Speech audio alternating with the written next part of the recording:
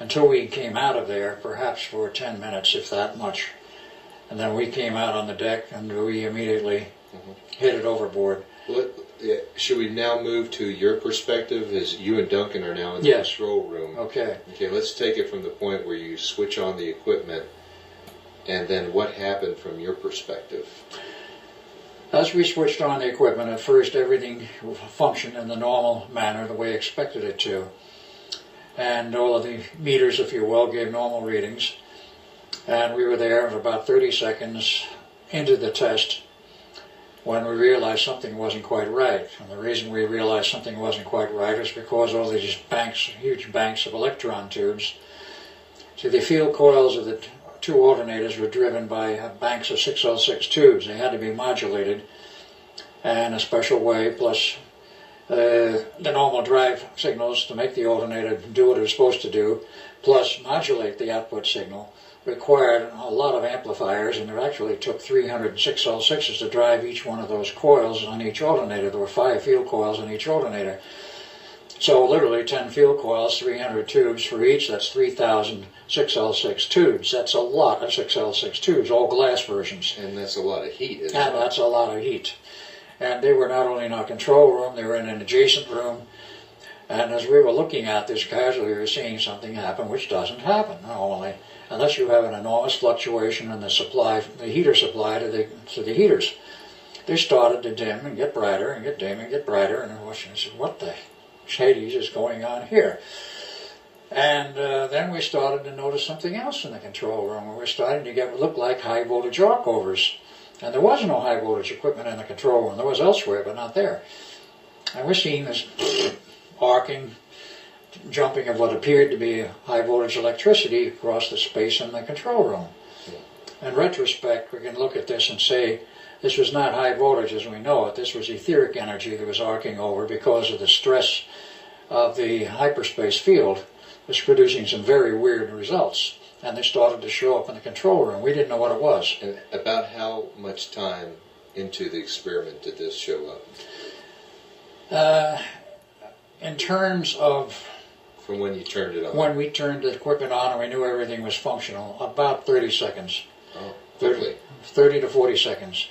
At the time when we knew the equipment was fully on and everything was operational, it was about 30 seconds. And we tried, after we looked at this, and we couldn't determine what's going on, we decided, as we were given the prerogatives to decide, if something's wrong, it's up to us to decide. Do we turn the equipment off? Do we make adjustments or what? We decided to turn it off, because we figured there's something erratic here, very heavily wrong.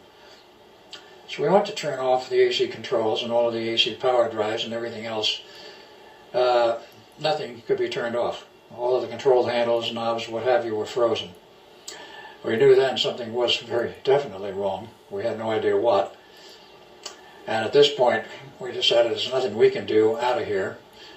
So we opened the bulkhead door, went out on deck, saw sailors milling around. None were frozen in the deck at this point. Nothing looked abnormal except for the fact that the sailors were moving around in a very strange, haphazard, and, shall we say, nervous manner. Now, how far into the experiment was it before you actually went aboard deck? About 2 minutes. That's all? 2 to 3 minutes. We had no idea that the ship had already gone into hyperspace. The only thing we saw when we went out on deck was you could not see the horizon, you could not see adjacent land. All you could see was a gray fog, which was just a little bit beyond the railing of the ship. On the deck you could see quite clearly, and there were the sailors milling about, and we decided there's nothing we can do here. Let's get out of here. We don't know what's going on.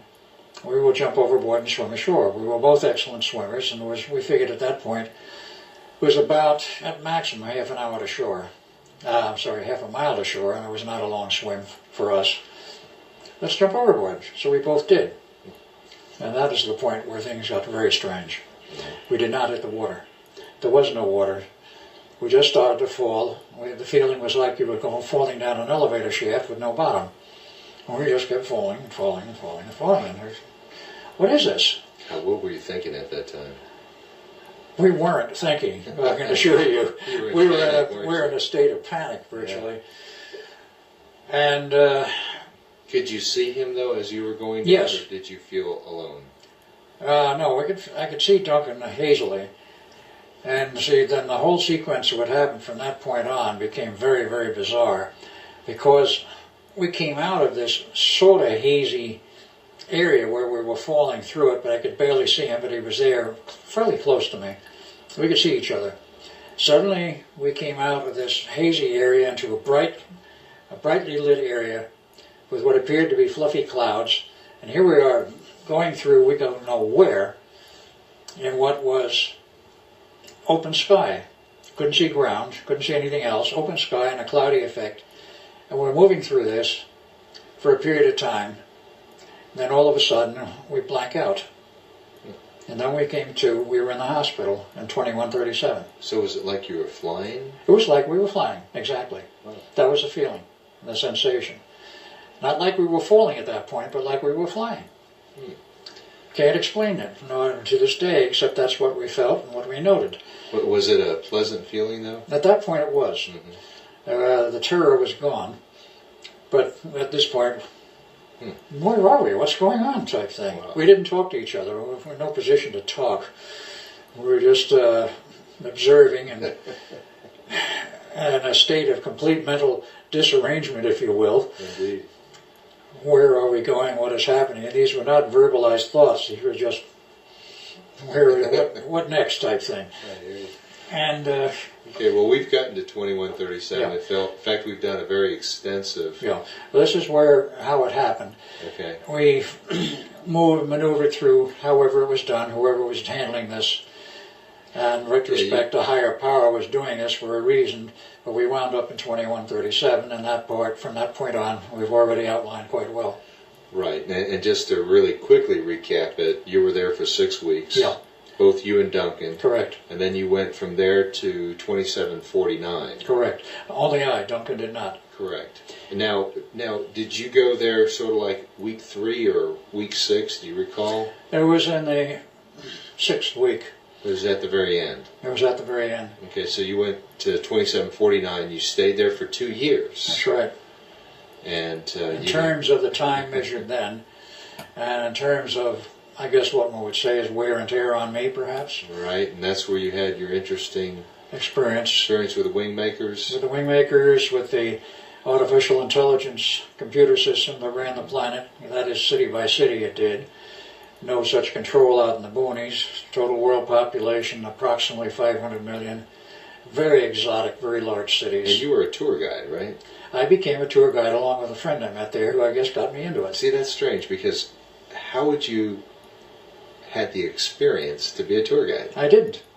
He broke me into it. They were looking for people, as there was always apparently employment open, where nobody was paid for anything. It was a sort of credit system. Okay, hey, I need a tour guide, you're in. Yeah. Yeah, they look at you and say, you think you can handle it? Well, yeah, I've had a little instruction from my friend here. Okay, you're a tour guide. And all these cities had anti-gravity? The floating ones had anti-gravity drives. The ones that were based on the ground probably had anti-gravity platforms also, because some of them were very tall. Did you ever go to those? I went through, toured a couple of them, but I don't recall too clearly any of the other cities, except at a certain point I started asking too many questions, like, all right, this synthetic intelligence system is running each city. It didn't create itself. Who built this? That's, of course, when I was introduced to the Wingmakers. Now, of all these 2 years, do you remember the names of anybody that you knew over there? Only one, and I only know him and his name that he is used in the present era, and that I will leave out because he was a man very high up in the military with a very high clearance and doesn't want his name used. So today? Today, yes. So I'll leave that out. Other than I knew him there, and I knew him now. In fact, he told me when I first met him, he says, you met me in the 28th century. It was the first time we met. And I said, no, that was you. Oh, he told you that? Huh. He did. Wow.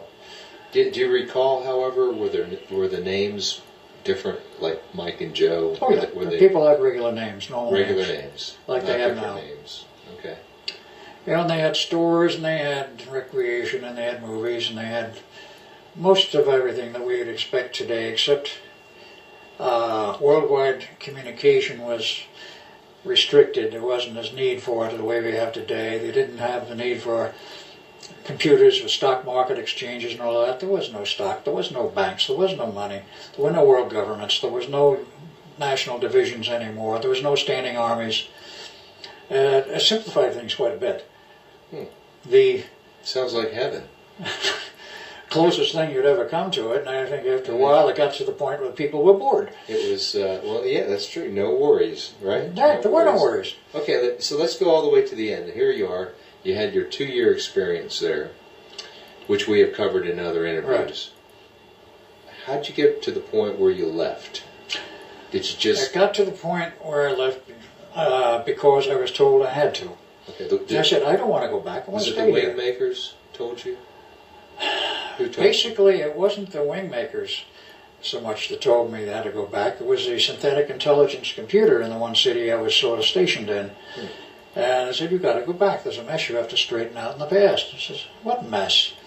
They wouldn't really tell me. Did you have memories? Did you know what had actually happened? At that point, I did not. You just thought. No, when I arrived in 2149, memories prior to that were erased. 2749. And 2749. Memories prior to that were erased, and it was like I had always been there. After a while, I realized that I didn't exactly belong there. Something was strange, something was wrong. And I asked many questions, in which I got usually no answers. One of them was, my friend, the tour guide, who I got very, very friendly to and quite close to, I asked him, don't I know him from somewhere else? And the flat answer was no, which was a lie. But nevertheless, that was the answer. Where'd you know him from? He was the same guy that died on the Philadelphia experiment. The guy known as Bill Cody. I've been able to trace his history since. It's a long and bizarre history, but he wound up from the Eldridge in the 28th century. And eventually I wound up there. And he took me all over and got me involved as a tour guide, and apartments, housing, whatever, was rather plentiful and readily available. And if you didn't like living in the cities, you could go out and make it on your own in the back country as a hermit or farmer or whatever. There were farms, but most farms were contained within certain city limits because the farms were contained. They didn't need the giant farms like we have today. But the farming was contained, it was very well controlled, well irrigated, well nurtured, and so forth. Was it still a small population? 500 million max for the world, and in the United States, or what that territory I was in, which would have been part of the U.S., let's say for all of North America, which would include what was once Canada, from questions I asked, there was actually less than 100 million. There was more population in North America than almost anywhere else in the world at that time. So the principal concentration was still in North America. Okay. So this computer basically said there's a mess in the past which you need to be sent to. You have to go back to and straighten out. You need to go back and straighten out. I don't want to go back. You have to go back. I kept insisting, I want to stay here. I said, you can't. I said, what do I have to go back to? You have to go back. They wouldn't give me a direct answer. So eventually I was sent back without my knowledge of how it was done, or my say-so, or my approval. I was just sent back. And I was sent back completely intact, of course, in terms of health, to 2137 to the hospital and meet with Duncan. And a short time after that, Duncan and I were transferred to the incident which I've described publicly so many times, 1983 at the Montauk Point thing at approximately 2 a.m. in the morning. Right. And inside the perimeter of that military fence. Let's go back to 2137 though, and the transfer. How did that happen? Was it just sort of a blink of the eyes, or was there a there was probably equipment involved, but I can only say probably because I have no recall of it. And what transpired in the last hours and minutes with Duncan and I there before we were transferred, I'm sure there was more to it than I remember, and what I remember of it is very blank. And it was then, as we went back to 1983, when